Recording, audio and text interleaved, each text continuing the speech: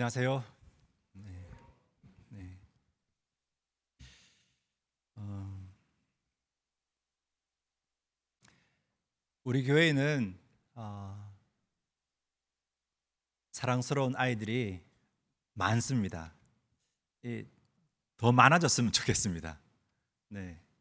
오늘도 이렇게 와서 보니까 뒤에 앉아 있네요. 저기 소민이 보이고, 네. 이거 손 흔들어 주네요. 네. 그리고 안 그래도 이현이도 봤어요. 네. 그리고 조금 이제 더 커가지고 이제 막 뛰어다니는 유현이도 보고, 오늘 그 세은이가 안 보여서 조금 아쉽네요.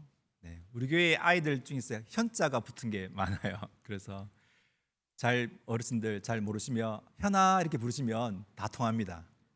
네, 어, 이런 태어난 지 얼마 안 된 아이들이 말을 잘 못하고 잘 걷지 못한 것이 이상한 게 아니죠. 당연한 거잖아요. 이제 태어난 지 얼마 안 됐으니까. 그리고 이제 조금 더 컸다고 이제 빨빨빨빨 그러면서 돌아다니는 유연이를 이제 보니까 얼마나 사랑스럽고, 네. 좀 더 큰 아이들은 더 우리에게 아이고 많이 컸네라는 그런 기쁨을 줍니다. 교회에서 밝고 건강하게 그리고 잘 자라는 아이들 이제 더 일주일에 한 번 제가 이렇게 그 아이들을 보는데 얼마나 제 마음에도 흐뭇하고 기쁨이 되는지요. 그 아이들이 하나님과 사람 앞에 더 밝고 건강하게 잘 자라기를 축복하고 기도합니다. 그런데 이런 아이가 태어났어요. 그래서 시간이 흘렀어요. 한 3년 정도 지났습니다. 그런데도 우리가 그 어린아이, 그 태어났을 때 얼마 지나지 않은 그 아이들 모습 그대로의 모습이라고 한다면 이제는 그 아이가 우리에게 기쁨이 되지는 않습니다. 어떻게 됩니까? 저 아이가 왜 안 자라지? 우리에게 기도 제목이 되고 기도하게 되고 또 부모들은 걱정하게 되고 어떻게 하면 잘 성장해 갈 수 있을까 신경을 쓰게 되고 그렇게 되죠. 음, 그 아이에게 어떤 문제가 있을 거다라고 해서 이제 병원도 알려주고 어떻게 했으면 좋겠다라고 그런 마음 조언도 하게 될 것입니다. 어, 바울 이야기를 좀 하고자 합니다. 바울은 고린도전서의 3장 1절 한번 보실까요? 고린도전서 3장 1절. 성경을 자꾸 찾아봐야 돼요. 제가 학생 때 이거 어디에 있는지 몰라가지고 맨날 성경을 찾아보는 습관이 안 돼 있으니까 고린도전서 어딘지 잘 모르겠어요. 네. 그래서 자꾸 찾아보세요. 네. 로마서 뒤에 보면 고린도전서가 있습니다. 이렇게 되어 있습니다. 고린도 교회에 있는 성도들에게 보내는 편지에 이렇게 썼어요. 형제들아, 내가 신령한 자들을 대함과 같이 너희에게 말할 수 없어서 육신에 속한 자, 곧 그리스도 안에서 어떤 아이들을 대함과 같이 하노라 이렇게 편지를 썼습니다. 여기서 나오는 이 어린 아이들은 제가 조금 전에 말씀을 드렸던 그 사랑스럽고 귀여운 아이들의 모습을 보고 얘기하는 건 아니잖아요, 그렇죠? 우리 청소년들도 그렇게 이해가 되죠. 이거 사랑스러워서 고린도 교회에 있는 성도들에게 어린아이와 같이 대한다 이런 얘기로 의미로 전하지는 않았어요.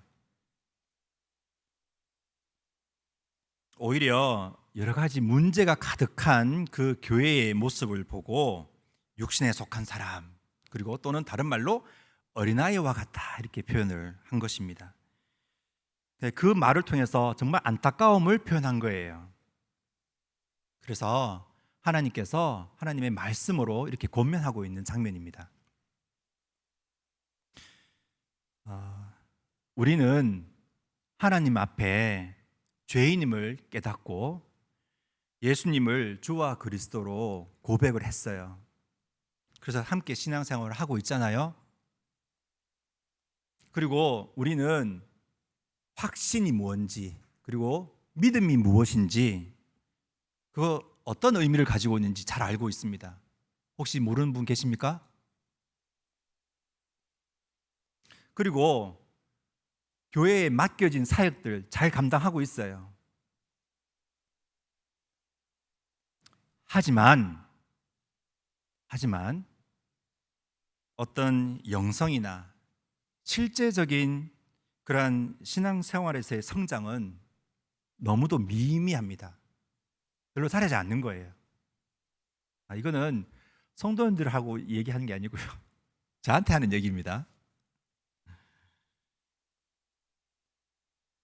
제 마음 가운데에는 그 하나님의 영이 가지고 있는 그 거룩함, 그리고 그 하나님의 그 능력, 그런 아름다움, 거룩함, 이런 게 없는 거예요.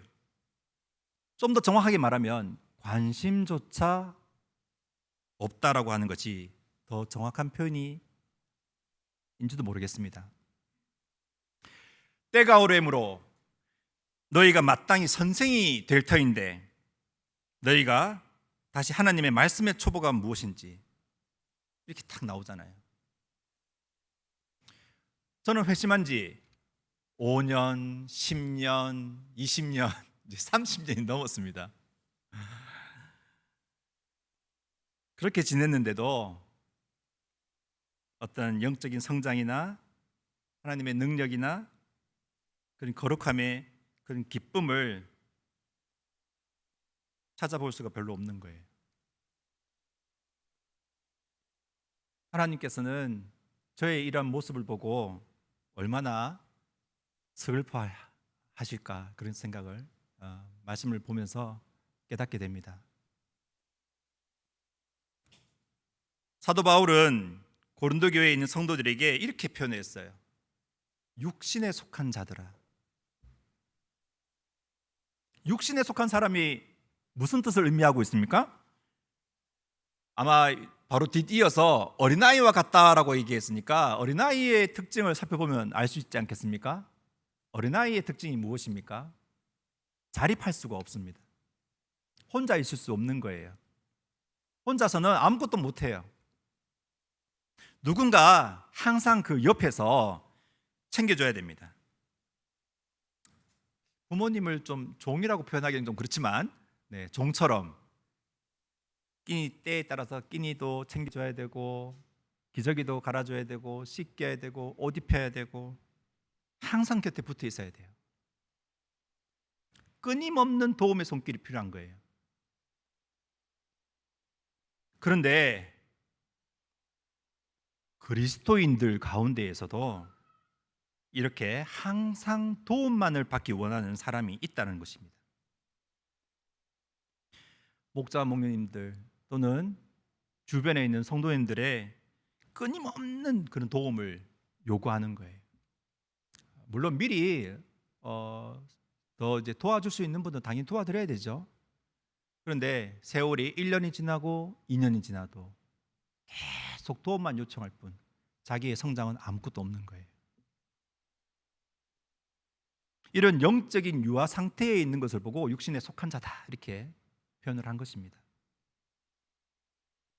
그리고 어린아이들, 갓난아기들은요 다른 사람들을 도와줄 수가 없는 거예요.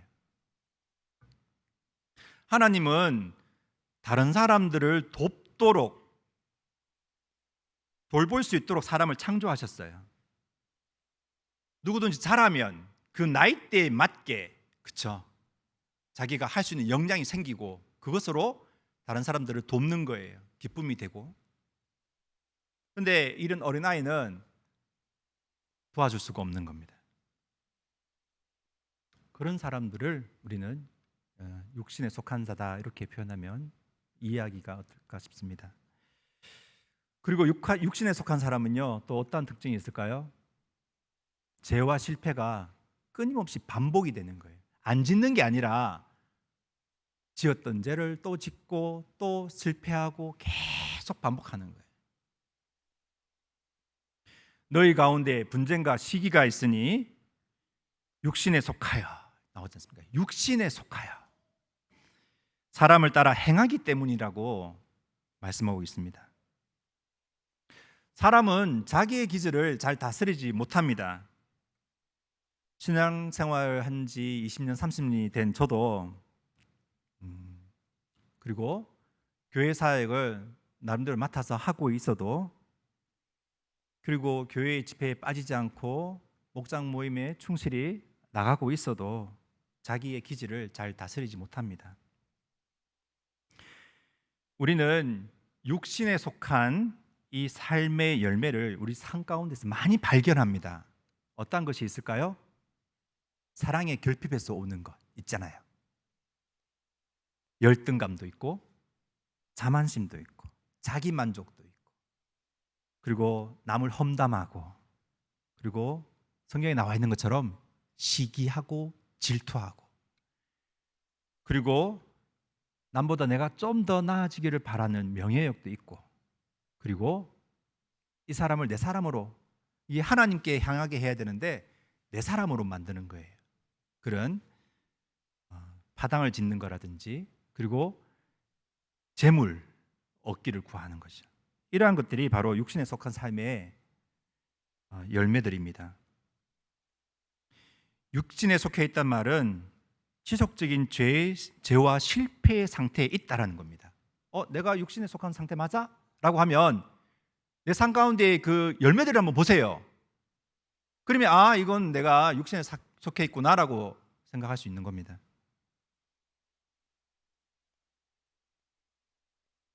하나님께서는 우리가 어떠한 상태에 있는지 깨닫기를 원하십니다. 그래서 날마다 내 마음이 이러한 상태에 있습니다라고 고백하기를 원하세요. 우리가 어떻게 거듭납니까? 우리가 언제 병원을 가요? 내가 아픈 걸 알아야지 병원 가잖아요. 내가 죄인임을 깨달아야지 구원자가 필요한 것을 우리가 느낄 수 있는 거예요. 내가 정말 육신에 속한 자입니다. 하나님, 내 삶 가운데에 이러한 것이 사라지기를 원합니다. 라고 인정을 해야지 그때부터 영적인 성장이 시작되는 거예요. 우리는 우리의 재능, 우리의 주님께서 주신 은사, 이것들을 통해 가지고 주님의 몸된 교회를 열심히 그리고 충성스럽게 잘 섬길 수 있어요. 그리고 기회가 되면 저처럼 수요일날 또는 마음의 부담이 크지만 이렇게 주일날 말씀을 전할 수도 있습니다. 그리고 목장과 교회에 이렇게 잘 섬길 수 있습니다. 그런데 안타깝게도 하나님의 쓰임을 받아서 이렇게 남을 섬기는 일을 한다 하더라도, 복음을 전한다 하더라도 실상은 육신에 속한 삶을 살고 있을 수 있다는 거예요. 다르게 한번 표현해 보겠습니다. 육신에 속했다는 말이 무엇입니까?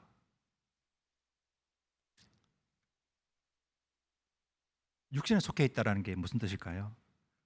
우리 안에 거듭나면 성령님이 계세요. 그 성령님께서 내 삶을 주관하고 있지 않다라는 것입니다. 그게 육신에 속해 있다는 거예요. 그러면 반대로 우리가 신령하다라고 하면 육신의 일을 전혀 하지 않는 것입니까? 그렇습니까? 그렇지 않습니다. 좀 더 정확하게 표현을 하면 내 삶의 주도권이 누구에게 있느냐라는 거죠. 내 삶의 주도권이 나한테 있으면 육신에 속한 거고, 내 삶의 주도권이 하나님께 있으면 하나님께서 기뻐하시는 그런 삶이 되는 거예요.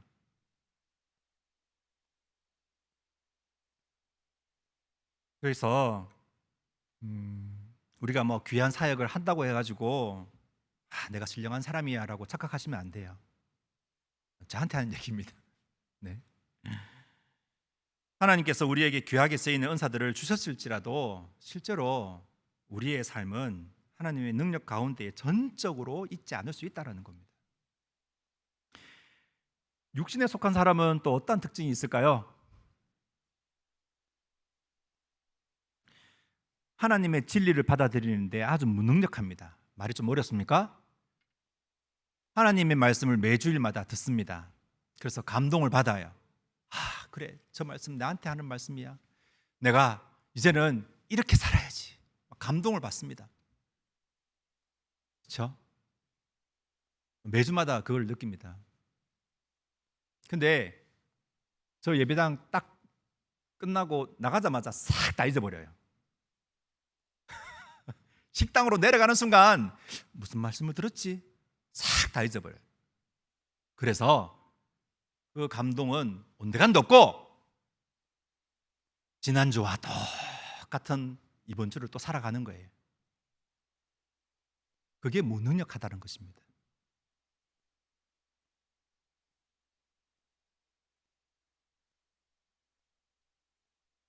고린도전서 1장 5절 이는 너희가 그 안에서 모든 일 곧 모든 언변과 모든 지식에 풍족함으로.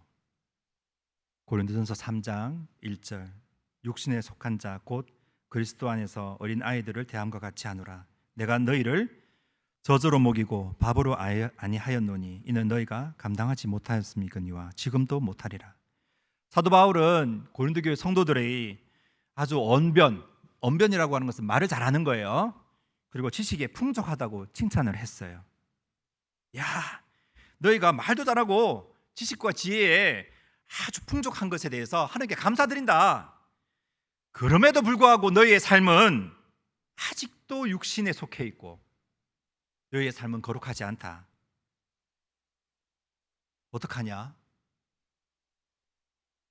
너희의 삶은 하나님의 어린 양 되신 예수님이 몸소 보여주셨던 그런 겸손한 삶에까지 성화되지 않았다.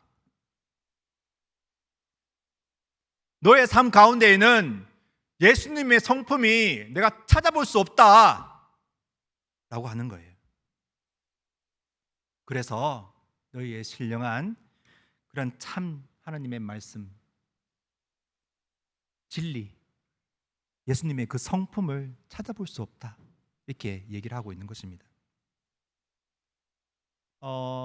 바울이 또 갈라디아 교회 성도들에게 이렇게 쓰는 편지 가운데에서 보면 발전적인 모습을 볼 수 있어요. 6장 1절에 뭐라고 나오냐면 분쟁도 많고 반목하고, 근데 반목이라는 것은 서로 막 시기하는 걸 보고 얘기하는 거거든요. 미움이 가득한 교회였지만 예수님의 인격을 닮아가는 그 성도들의 모습을 표현해놨어요. 보게 되면 형제들아 사람이 무슨 범죄한 일이 드러나거든 신령한 너희는 온유한 심령으로 그러한 자를 바로잡고 이렇게 되어 있어요. 신령한 너희가 예수님의 그 온유한 성품으로 그러한 사람들을 바로잡고 이렇게 다 표현해놨습니다. 성장해 가는 모습을 볼 수 있는 거죠. 그렇죠?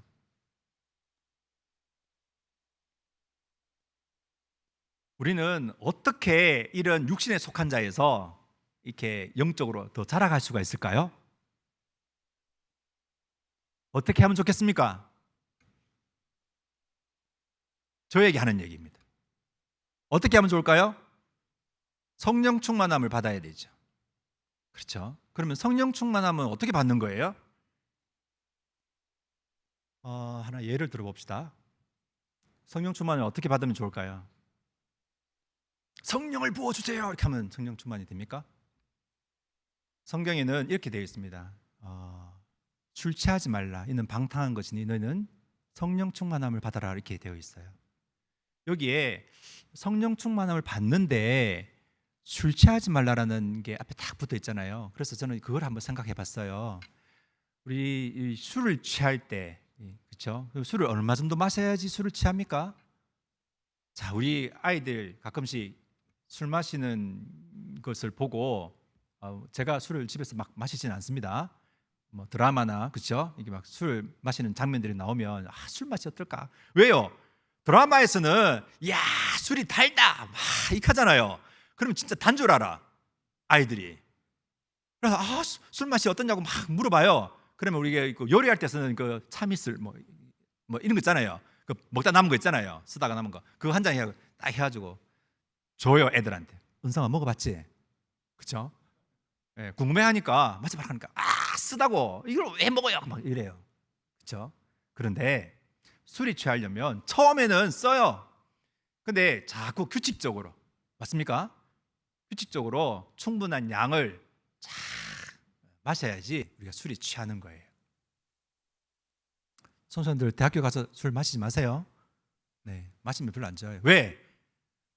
학교 MT 가봐요. 학교 가면 술을 마셔가지고 완전 술이 찌려가지고 막 토하고 머리 아프다 하고 나중에는 잠에서 깨가지고 있잖아요. 무슨 일이 있었는지 기억도 못하고 막 부끄럽고 막 힘들어요. 근데 그게 중독이 되면 나중에 술 맛이 땡기는 거예요. 그때 술이 땡긴다. 이게 중독됐거든. 술은요, 취하면 나한테 유익한 게 아무것도 없어요. 그 순간에 괴로움과 그걸 잊고 싶어가지고 주님 대신 그걸로 한번 괴로움을 삭혀보고자 그것을 마시지만 그것이 내 마음의 어려움, 나의 그 고민들이 해결되지는 않아요. 대신에 성령 충만을 받아야 되는 거죠. 성령 충만은 내 몸을 아프게 하거나 그러진 않습니다. 성령 충만함을 받으려면 규칙적으로 말씀을 자주 듣고 읽고 묵상하고 그리고 신뢰해야 합니다. 우리가 술 한 잔에 술 취하지 않아요. 하나님 말씀에 취하려면요 어떻게 해야 됩니까? 자주 읽고 자주 듣고 자주 묵상하고 하나님 말씀 신뢰해야지. 안 그렇습니까? 주일날만 성경책 가지고 오는 거 아니에요. 오늘 은찬이 아침에 보니까 성경책도 없이 그냥 왔더라고요. 은찬아, 너 성경책 어떻게 했어? 맨날 좀 가지고 오라고 해도 안 가지고 와요. 우리 청소년들도 성경책 좀 가지고 다니세요. 휴대폰에 있지만 성경책 가지고 다녀야죠. 아무리 편한 세상이라도. 휴대폰 앱은요 편하긴 하지만 눈 나빠요. 제가 애들한테 맨날 눈 나쁘다고 화면 많이 보지 말라고 얘기하는데 안 좋습니다. 성경책 가지고 다니세요. 하나님은 매 순간 성령의 인도함을 받지 않는다면 하나님의 자녀인 우리가 결단코 올바른 삶을 살 수 없다고 말씀하십니다. 성령 충만이요 어떤 특정한 내 인생의 어떤 특정한 순간에만 성령 충만을 받아서는 안 된다는 거죠. 매일매일 하나님 말씀을 읽고 매일매일 묵상하고 그래야지 된다는 겁니다. 그래야지 내 삶이 하나님 앞에 올바른 삶을 갈 수 있는 거예요. 죄에 대한 자각이 없으면 우리가 회심할 수 없잖아요. 내가 죄인이 아닌데 어떻게 예수님을 인정하겠습니까? 죄에 대해서 이게 내가 하나님 앞에 잘못된 것이구나 내가 깨닫고 내가 반성을 하고 내가 이 하나님 앞에서 이 죄를 지었을 때 내 심장이 정말 답답하고 앞으로 죄를 짓지 말아야지 이렇게 생각할 때가 있지 않습니까? 그럴 때 주님 앞에 나아가서 기도하십시오.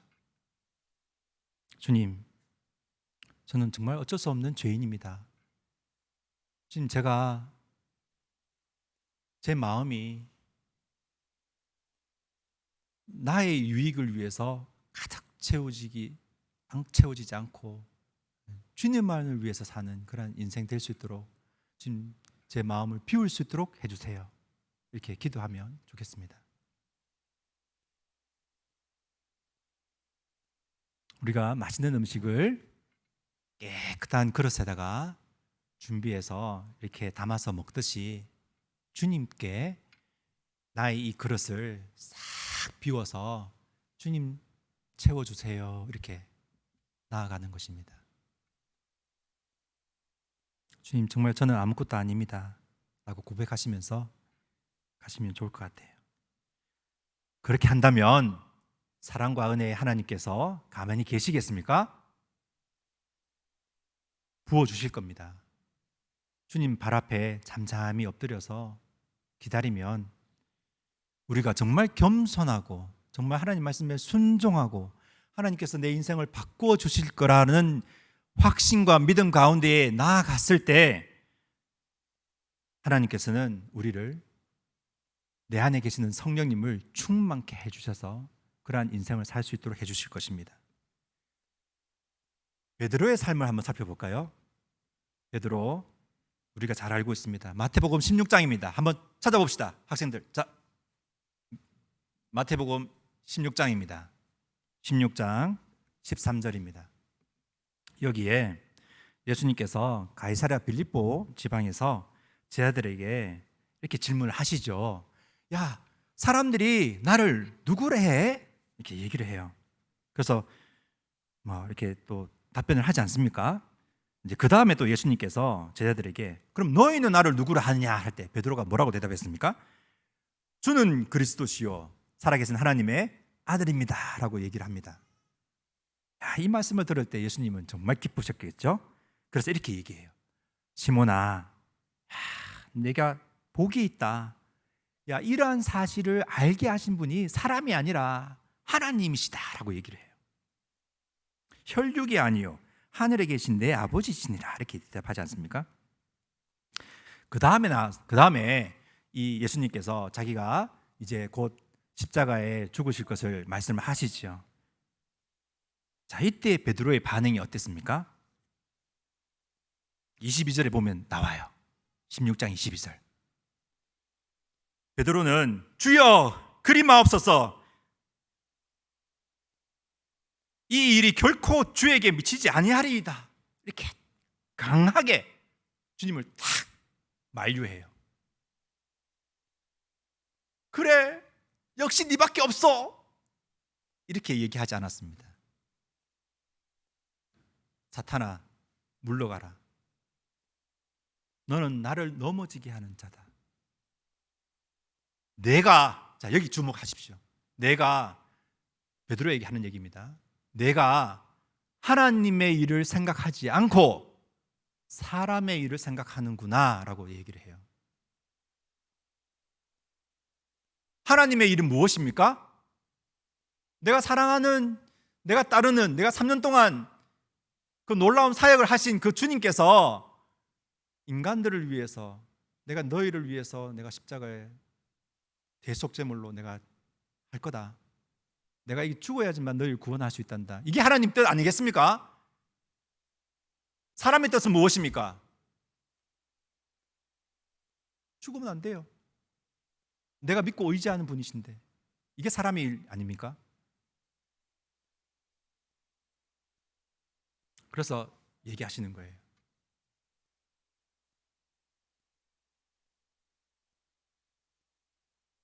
그래서 예수님께서 제자들에게 이렇게 말씀을 하시죠. 아무든지 나를 따라오려거든. 같이 한번 읽어볼까요? 자, 이거 알고 계시는 거죠? 아무든지 나를 따라오거든 어떻게 하라고요? 자기를 부인하고 자기 십자가를 지고 나를 쫓을 것이니라고 말씀해 주십니다. 베드로는 성령님의 가르침으로 예수님이 그리스도시요 살아계신 하나님의 아들이라고 고백을 했어요. 주님이 기쁘시게 여기는 그런 대답을 했습니다. 또 예수님께서도 칭찬하셨잖아요. 내게 복이 있다. 내가 칭찬해 주셨어요. 하지만 이 베드로의 마음 가운데에는 육신에 속한 것이 많이 있었어요. 왜요? 주님, 결단코 십자가에 못 박힐 수 없고 죽을 수 없습니다라고 대답했잖아요.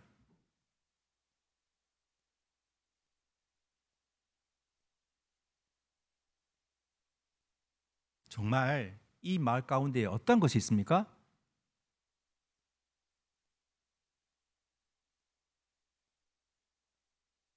자기 확신에 가득 차 있었어요.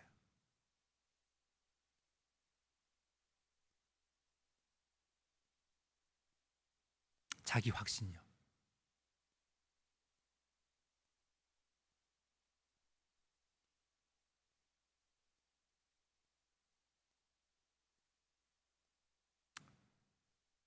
하나님의 뜻보다는 하나님께서 뭐라고 말씀하셨습니까? 내가 이제 너희들을 위해서 십자가에 죽어야 된다고 얘기했는데도 불구하고 그럴 수 없습니다 이렇게 얘기했잖아요. 하나님 뜻과 반대되는 뜻을 펼친 거예요.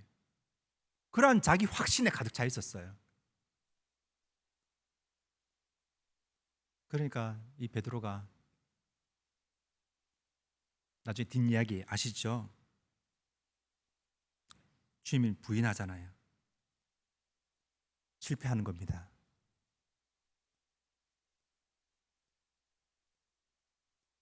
왜 우리는 하나님 자녀답게 살지 않고 세상과 손을 잡고 타협하며 살까요? 저에게 하는 얘기입니다. 왜 우리는 이것이 잘못된 것인 줄 깨닫고 극복하려고 노력하면서도 결국은 실패하는 걸까요? 왜 우리는 수없이 기도하고 다짐을 해요? 내가 이렇게 이렇게 살고 싶어. 다짐을 해요. 그래도 여전히 내가 바라는 바 그런 삶을 살지 않고 하나님의 일에 여리가 없는 그런 삶을 살아가는 것일까요? 이유가 무엇이겠습니까? 어떠하면 우리가 이러한 삶에서 벗어날 수 있을까요? 답은 누구나 알고 있습니다. 예수님께서 내 삶을 주장해 주시면 되잖아요. 예수님께서 제 삶을 주장해 주시면 돼요. 우리가 예수님께 모든 것을 내어 맡기면 되는 겁니다. 내어 맡긴다. 하나님께서는 자아를 주셨어요. 망고. 기억난다, 그렇죠? 자아가 뭐예요? 은수야, 자아가 뭐지?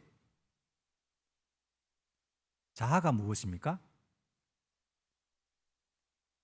자아는 자기 결정권입니다. 하나님께서 우리에게 이것을 주셨어요. 왜 주셨습니까? 우리를 로봇으로 만들지 않았잖아요. 하나님께서 자아를 주신 이유는요, 나를 빈 그릇 상태로 싹 비워서 하나님께 가지고 나가게 하기 위함입니다. 그렇다면 하나님께서 채워주시는 거예요. 하나님과의 그런 밀접한 교제, 관계, 주님께서 부어주시는 그 복으로 우리를 가득 채워주시는 거죠. 하나님께서는 우리가 이 자아를 가지고 매일 가지고 와서 주님 여기에 들어와 주세요. 주님, 제가 빈 그릇으로 비워서 주님 앞에 나아갑니다. 이렇게 말하면서 주님 앞에 나아갈 그런 자기 결정권, 자아를 주신 거예요. 우리가 그렇게 순종하며 살아가기를 원하십니다. 하지만 우리는 초점을 하나님께 두지 않고 우리 스스로에게 둡니다. 자기를 기쁘게 하는 거죠. 내 삶의 초점을 나한테 둔다라는 것은 무엇을 의미합니까? 기뻐요. 기쁘긴 기쁜데 누가 기뻐요? 내가 기뻐요. 하나님이 기뻐하셔야 되는데 내가 기쁜 겁니다. 우리 다시 성경 속으로 들어가서 마지막 날 밤에 예수님께서 베드로에게 내가 나를 3번 부인하리라 이렇게 말씀하셨잖아요. 실제로 베드로는 부인했어요. 왜 부인했을까요? 자기 자신을 기쁘게 하기 위해서 부인한 거예요. 진짜? 정말? 아닌 것 같은데? 아니에요. 요종이 베드로에게 딱 묻잖아요. 예수님께 속한 자라고. 너 예수님 알지? 예수님 따라다니는 사람 같은데? 라고 얘기하니까 겁이 났겠죠. 야, 이러다가 나가 죽겠구나. 그러니까 3번이나 예수님 모른다고 부인했죠. 그게 자기를 기쁘게 하는 거예요. 다시 새롭게 한번 생각해 봅시다. 어떤 순간에 우리가 선택을 해야 돼요. 나를 기쁘게 하기 위해서 나를 정말 우리가 스스로 잘 알잖아요. 이 죄악분인 나를 선택할 것인지, 아니면 나를 구원하시기 위해서 십자가에 죽으신 그 거룩하신 하나님의 어린 양을 선택할 것인지. 그런 결정적인 순간에 우리는 누구를 선택합니까? 우리는 그동안 나를 선택한 거예요. 그러니까 인생이 실패한 인생이 되는 거예요. 그게 계속 반복되는 거예요. 계속. 주님, 정말 이렇게 살고 싶어요라고 하지만 주님께 온전히 내어드리지 못하니까 또 실패하고 또 실패하고 또 실패하고. 육신에 속한 자가 그렇게 죄와 실패를 반복하는 거예요.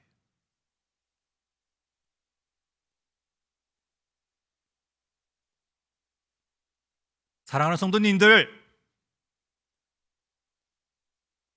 예수님의 이 말씀에 비추어서 스스로의 삶을 한번 살펴보시길 바랍니다. 우리는 이 베드로와 다릅니까? 자기 스스로를 기쁘게 하는 그러한 행실이 보입니까? 스스로를 기쁘게 하는 그 매 순간 매 순간이 우리는 주님을 부인하고 주님을 슬프게 하는 것입니다. 이것 아니면 저것이에요. 예수님을 기쁘시게 하는 삶이 아니면 나를 기쁘게 하는 것이라고요. 예수님을 부인하든지 나를 부인하든지 우리는 선택해야 됩니다. 그게 매 삶의 순간순간 내 앞에 놓여진 선택입니다. 어떤 것을 선택하시겠습니까? 우리는 스스로를 기쁘게 하기 시작하면요, 그 다음 단계로 넘어가요. 거기서 그치지 않아요. 자기 과신, 나 자신을 너무 믿는 거야.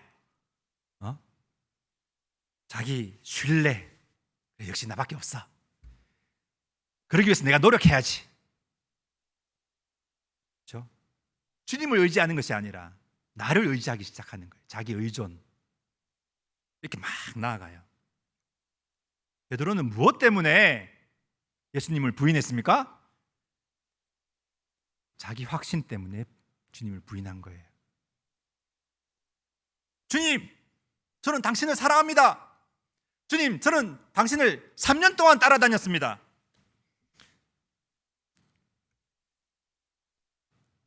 주님께서 말씀하신 그 십자가에 죽으신다라는 그 말씀은 제가 인정할 수가 없습니다. 상상도 안 됩니다. 주님, 당신을 위해서 나는 감옥에 들어갈 수 있고 죽을 수도 있습니다 라고 고백하지 않았습니까? 근데 베드로의 삶은 어떻게 되었습니까? 그런 자기 확신 가운데 있었기 때문에 주님을 의지하지 않고 주님의 말을 신뢰하지 않았던 것입니다. 그러니까 실패했잖아요. 3번씩이나.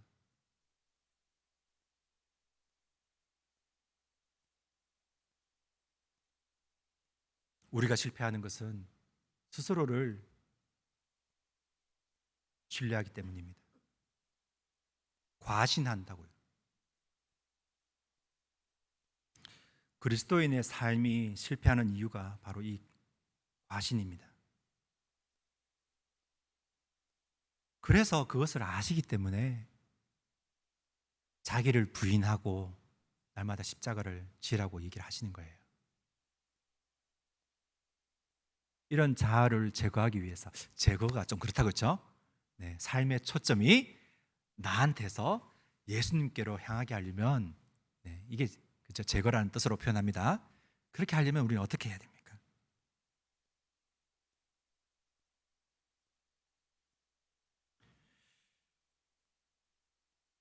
주님께서 말씀하신 대로 하면 돼요. 자기를 부인하고 날마다 자기 십자가를 지고 주님을 따르면 됩니다. 너는 나를 본받아야 한다. 내 마음 전부를 나에게 가져와라. 나를 따르라. 그러면 내 길을 내가 인도하겠다 라고 말씀해 주신 겁니다. 우리 주님께 나아갑시다. 주님께 맡깁시다.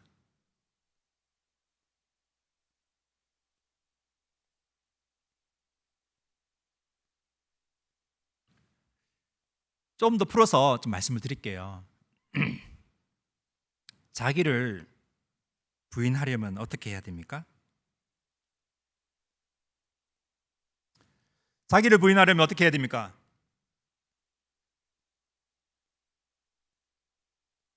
어떻게 해야 되죠? 오직 우리 삶 가운데에 거하시는 예수님께서 우리의 삶을 이렇게 표현하면 좀 그런가요? 주관, 정복, 네, 뭐 이런 표현으로 하겠습니다. 정복할 수 있도록 해주시면 됩니다.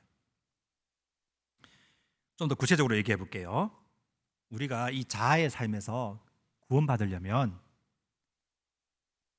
오직 한 가지, 바로 예수 그리스도를 따르고 그분께 마음을 내어드리고 그분의 교훈을 듣고, 같은 얘기죠, 그렇죠?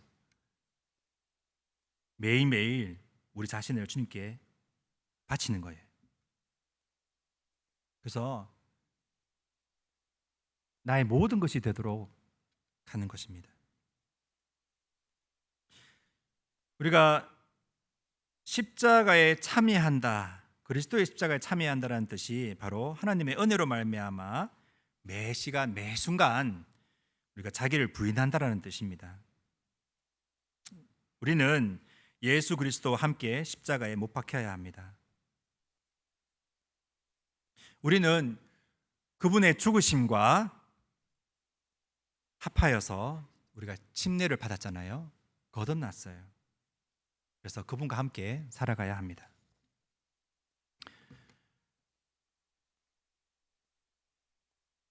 예수님은 죄가 없으신 분이시잖아요.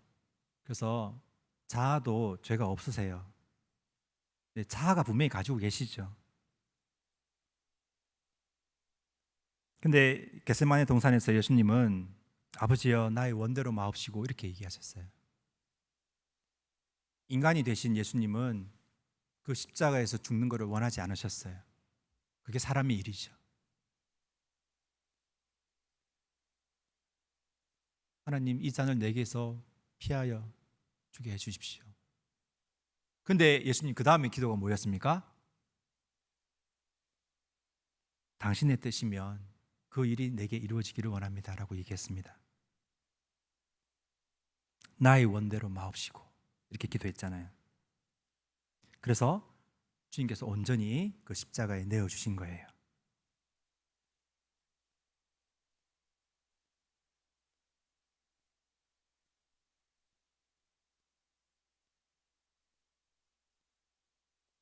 우리는 그리스도의 삶을 살도록 부르심을 받았습니다. 예수님께서는 우리 안에 자신의 삶을 살기 위해서 오셨어요. 그렇게 살도록 하시기 위해서 가장 먼저 해야 될 게 있죠. 무엇입니까? 이제는 알 때가 됐는데 알고 계시죠? 자기를 부인하는 것입니다.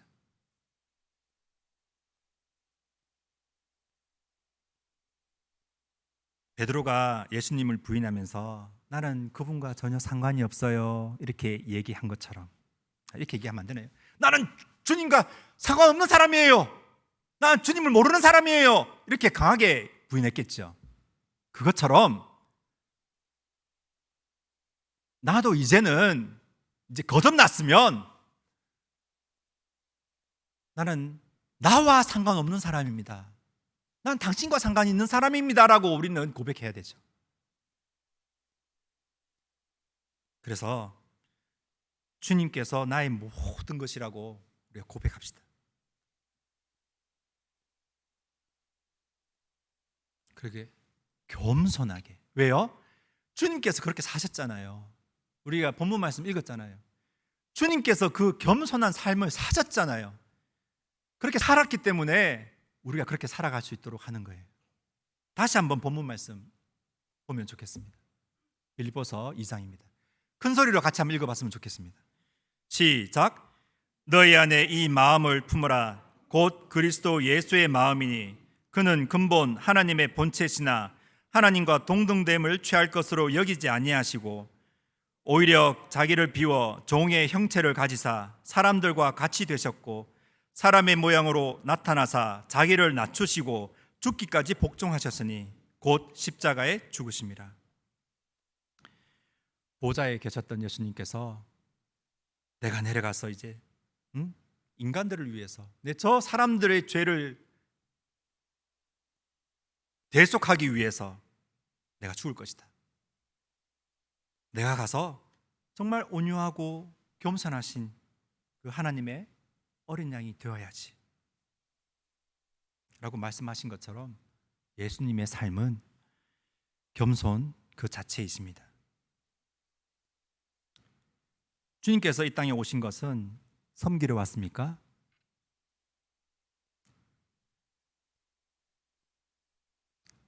섬김을 받으려 왔습니까?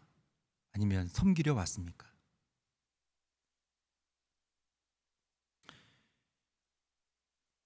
우리를 위해서 오신 거예요. 섬기시려고. 그래서 마지막 날 밤에 예수님께서 종의 신분으로, 정말 놀랍지 않습니까?